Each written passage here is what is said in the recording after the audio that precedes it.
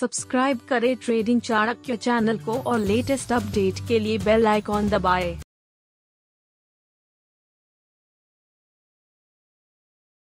नमस्कार दोस्तों, ट्रेडिंग चाणक्य की यूट्यूब चैनल में मैं अनमोल मित्तल करता हूं आप सबका फिर से बहुत बहुत स्वागत। और आज दोस्तों बात करने वाले एक मज़ेदार टॉपिक के बारे में। एक बड़ा ही पावरफुल कॉन्सेप्ट और पावरफुल एक हमारे पास रिक्वेस्ट आई है जो पूछी है देबाशीष सिंह साहब ने। और ये सर कहते हैं कि एक ऐसी वीडियो बनाइए जिसके अंदर जब ट्रेंड में मार्केट चल रहा हो तो स्टॉप लॉस जो है वो पावरफुल होना चाहिए। कहने का मतलब ये है, अगर हम सिंपल वे में बात करें तो अगर आप यहाँ स्क्रीन पर देख रहे हैं तो मार्केट हमेशा इस तरीके से ऊपर, इस तरीके से नीचे, ये एक फ्लैट सिचुएशन जिसको हम चौपी मार्केट कहते हैं, इस सिचुएशन में मार्केट के ट्रेंड चलते हैं। तो ये जो हमारा फ्लैट वाला जो पैटर्न है ये ज़्यादातर ऐसा पैटर्न होता है जब मार्केट के अंदर काम करना या पैसा बनाना बड़ा मुश्किल होता है। तो ये तो एक साइड वाली बात है भाई, यहाँ तो स्टॉप लॉस हिट होंगे ही होंगे, यहाँ कोई कुछ नहीं कर सकता। ये तो मार्केट की सिचुएशन है, ये तो मार्केट का एक शगुन है जो उसको देना ही पड़ता है। लेकिन वो ये कह रहे हैं कि जब मार्केट में एक ट्रेंड चल रहा है, जैसे कि आप ये ट्रेंड देख रहे हैं और ये ट्रेंड देख रहे हैं, अगर मार्केट ट्रेंडिंग में है और ट्रेंडिंग में होने के बाद हमने यहाँ कहीं बाय करा, इस ट्रेंड में हमने बाय करा, तो ऑब्वियसली बात है हम सभी चाहते हैं कि ट्रेंडिंग मार्केट है तो हमारा स्टॉप लॉस हिट ना हो जब तक मार्केट ट्रेंड में है। तो वही कहते हैं कि जब मार्केट ट्रेंड में है तो हम एक ऐसा पावरफुल स्टॉप लॉस लगाए जिसमें लैग भी ज़्यादा ना हो, यानी वो बहुत ज़्यादा बड़ा भी ना हो और बहुत ज़्यादा छोटा भी ना हो। वो इतना पावरफुल होना चाहिए कि अगर मार्केट उसको तोड़े तो वो एटलीस्ट अपना ट्रेंड ही चेंज कर रही हो, यानी एक रीजनेबल स्टॉप लॉस जिसको हम कह सकते हैं कि भाई अगर हम यहाँ ना निकलते तो हमें बहुत ज़्यादा लॉस और ज़्यादा हो सकता था। तो भैया 100% तो नहीं हो सकता। और ये कहा जाता है कि जब हम इंडिकेटर या किसी भी चीज़ का यूज़ करके ट्रेडिंग करते हैं तो 40-50% मिल जाए तो बहुत बड़ी बात है। तो हम यहाँ कोशिश कर रहे हैं कि जो 40-50% है उसको थोड़ा सा इंक्रीज़ कर दिया जाए, उसको 60-70% पर कैसे लेकर आ सकते हैं हम इस स्टॉप लॉस की पावर का यूज़ करके। तो इसके ऊपर हमने थोड़ा सोचा कि भैया क्या हो सकता है। तो देखिए, मार्केट में काम करने वाले बहुत सारे लोग हैं, सिर्फ हम ही लोग काम नहीं करते और हर तरीके के लोग अलग अलग तरीके से काम करते हैं। फॉर एग्जांपल यहाँ पर हमने 4 एग्जांपल लिए। पहला एग्जांपल कहता है कि भाई एक आदमी 15 मिनट के टाइम फ्रेम पे काम कर रहा है, एक आदमी 1 आवर के टाइम फ्रेम पे काम कर रहा है, एक 1 डे के टाइम फ्रेम पे काम कर रहा है, एक 1 वीक के टाइम फ्रेम पे काम कर रहा है। तो आप सभी जानते हैं जो टेक्निकल एनालिसिस यूज़ करते हैं कि हर टाइम फ्रेम पे चाहे आप कोई भी स्ट्रेटेजी लगा रहे हो, कोई भी इंडिकेटर लगा रहे हो, सबके सिग्नल क्या होंगे, चेंज हो जाएंगे। क्यों चेंज हो जाएंगे? क्योंकि टाइम फ्रेम जो है वो छोटा हो गया। 15 मिनट वाले को अगर टाइम फ्रेम ये कह रहा है, कोई इंडिकेटर ये कह रहा है कि जी खरीदना चाहिए, तो हो सकता है कि 1 आवर वाले को कह रहा हो कि बेचना चाहिए इस समय, और 1 डे वाले को कह रहा हो खरीदना चाहिए, और 1 वीक वाले को कह रहा हो कि खरीदना चाहिए। यानी डिफरेंट टाइम फ्रेम पे अलग अलग सिग्नल जनरेट हो जाते हैं। तो ये कहना बड़ा मुश्किल हो जाता है कि मार्केट किस दिशा में जाएगी। तो इसके लिए हमने एक प्रैक्टिस करी। हमने देखा कि एक काम करते हैं, हम एक बार चार्ट पे आते हैं और निफ्टी 50 हम इसलिए यूज़ करते हैं कि जो मार्केट का पूरा गोल है, मार्केट का जो पूरी दिशा है, मार्केट का जो पूरा चेहरा वो निफ्टी 50 में है। तो अगर यहाँ कोई चीज़ सक्सेस हो जाती है तो वो स्टॉक में भी हो जानी चाहिए। तो इसलिए हम हर बार निफ्टी 50 का चार्ट लेते हैं।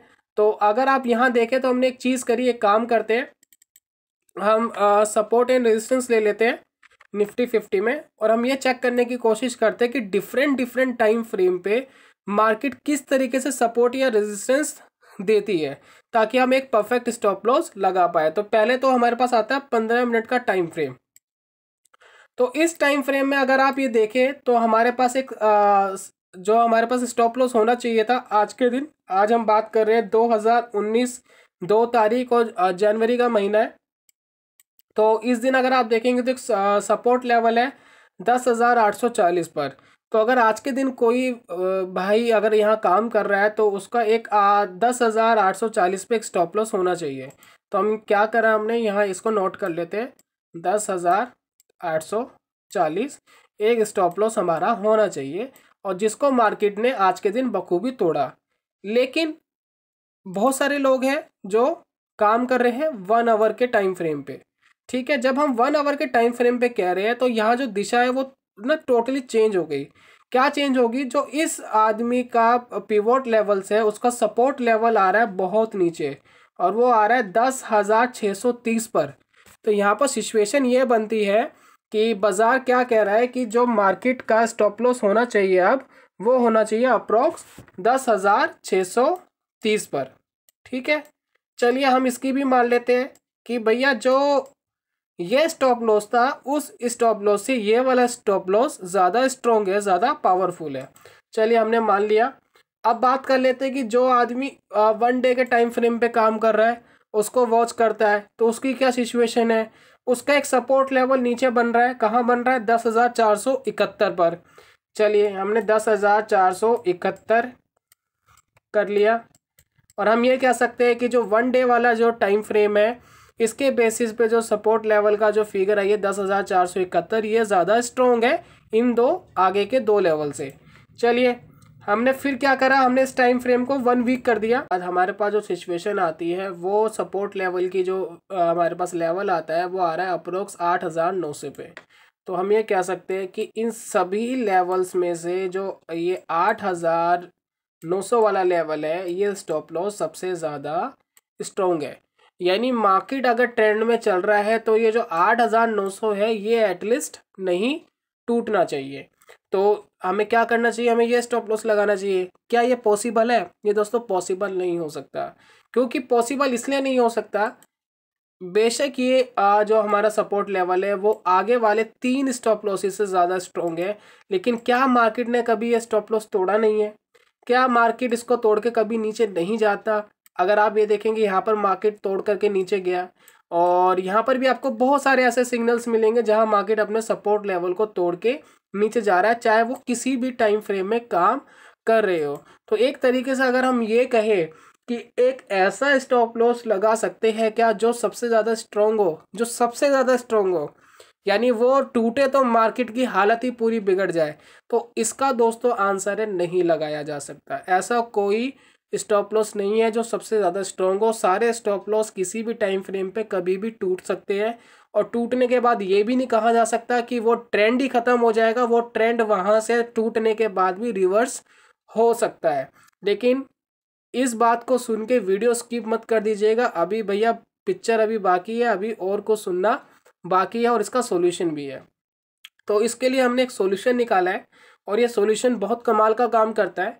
और एटलीस्ट हमने जब चेक करा इस सॉल्यूशन से कि जहां हम 10 ट्रेड ले पा रहे थे और 10 ट्रेड के अंदर हमें 3-4 बार एक्स्ट्रा मार्केट बाहर निकाल देती थी स्टॉप लॉस से। और हालांकि वो स्टॉप लॉस रीजनेबल नहीं था, हम ये नहीं कह सकते थे कि मार्केट वहाँ से बेरिश होगी और मार्केट वहाँ उस स्टॉप लॉस को तोड़ के वापस रिवर्स कर रही थी। तो उसको हम कैसे आइडेंटिफाई कर सकते हैं? देखिए, बहुत ज़्यादा एनालाइज करेंगे तो एनालिसिस पैरालिसिस हो जाएगा, यानी मार्केट में काम करना, डिसीजन लेना ख़त्म हो जाएगा, आप कोई डिसीजन नहीं ले पाओगे। तो इसलिए हमने ज़्यादा फिल्टर ना करके हमने सिर्फ 2 स्टेप फिल्टर करे हैं। आप किसी भी तरीके की एनालिसिस में इस 2 स्टेप का यूज़ करके काफ़ी हद तक एक रीज़नेबल स्टॉप लॉस लगा सकते हैं। अगर मार्केट ट्रेंड में है और मार्केट उस ट्रेंड में काम कर रही है और अगर वो रिवर्स नहीं कर रही है तो उस स्टॉप लॉस को तोड़ना मार्केट को काफ़ी डिफ़िकल्टी होगी। तो दोस्तों बात कर लेते हैं कि भैया वो तरीका क्या है और किस तरीके से उसमें काम किया जा सकता है। सबसे पहले, टाइम फ्रेम की कोई रेंज बाउंड नहीं है। आप जिस स्टॉक में जिस टाइम फ्रेम के साथ काम करना चाहते हैं वो आपके ऊपर है। यहाँ पर कोई भी कॉम्प्लिकेशंस नहीं है।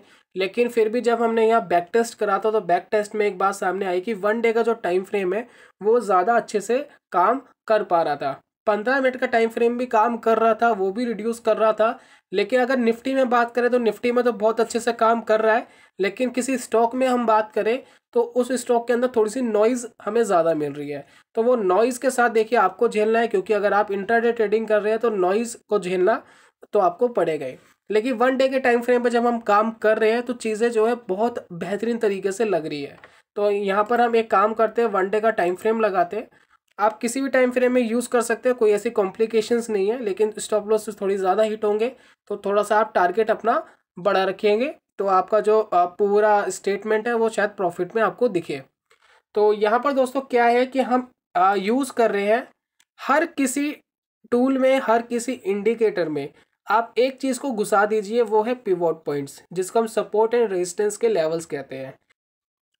अब जब भी आप कोई इंडिकेटर यूज़ कर रहे हैं या कोई अपनी टेक्निक यूज़ कर रहे हैं, तो उसके अंदर आपको पिवोट पॉइंट लगाना ही लगाना है, ये समझने के लिए कि क्या मार्केट सच में यहाँ से रिवर्स करेगा, क्या मार्केट सच में यहाँ से चेंज होगा। अगर आपका जो स्टॉप लॉस है, अगर वो आपको पावरफुल लगाना है, तो ये आपको काफ़ी मदद कर सकता है। तो अब ये कैसे, ज़रा ये सुन लीजिए। तो हमने पिवोट पॉइंट्स लगा लिए देखने के लिए। अब मैं अपने कंफर्ट के लिए एक टूल इस्तेमाल कर रहा हूँ, जो मैं हमेशा इस्तेमाल करता हूँ। वो मैं कर रहा हूँ मूविंग एवरेज 50 पीरियड की। सिंपल मूविंग एवरेज लगाई है क्लोजिंग पे, कोई इसमें एक्सपेरिमेंट नहीं करा गया है। और ये 50 पीरियड की जब मूविंग एवरेज लगाई, तो इसमें देखिएगा आपको कितना मज़ा आएगा। तो दोस्तों, जब आपने ये दोनों चीज़ें लगा ली, यहाँ पर पिवोट्स भी लगे हुए हैं, यहाँ पर एक 50 पीरियड की सिंपल मूविंग एवरेज की लाइन भी यहाँ ड्रॉ हुई हुई है। तो आपको स्टॉप लॉस रिड्यूस कैसे करना है, यानी एक ऐसा स्टॉप लॉस कैसे लगाना है जो बहुत पावरफुल हो, और एटलीस्ट अगर वो टूटता है तो मार्केट एटलीस्ट अपना ट्रेंड चेंज करे। देखिए 100% तो नहीं आएगा जैसे मैंने बोला, लेकिन आप उसको 20-30% तक ज़रूर अपनी ट्रेडिंग में एक्यूरेसी को इम्प्रूव कर पाएंगे।